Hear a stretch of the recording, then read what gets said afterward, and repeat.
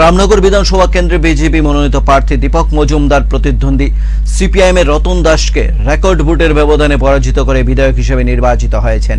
তারই পরিপ্রেক্ষিতে বৃহস্পতিবার রামনগর বিধানসভা কেন্দ্রের উপনির্বাচনে জয়ী আগরতলা পৌর নিগমের মেয়র তথা বিধায়ক দীপক মজুমদারকে সম্বর্ধনা দেওয়া হয় ৮ টাউন বরদোয়ালি মণ্ডলের পক্ষ থেকে।